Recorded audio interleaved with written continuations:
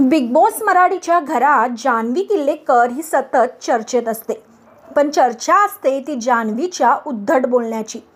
आधी वर्षा उसगावकर आणि नंतर आता पॅडी कांबळेला सुद्धा जान्हवी अभिनयावरून बोलताना दिसली. आणि याच गोष्टीमुळे प्रेक्षक सध्या जान्हवीवर संतापले.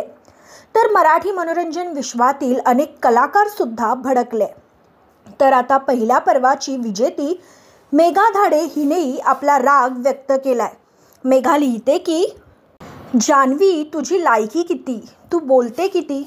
तुझ्यासारखी घाणेरडी कंटेस्टंट आम्हाला बघावी लागते, कारण आम्हाला टीम बीला बघायला आवडते.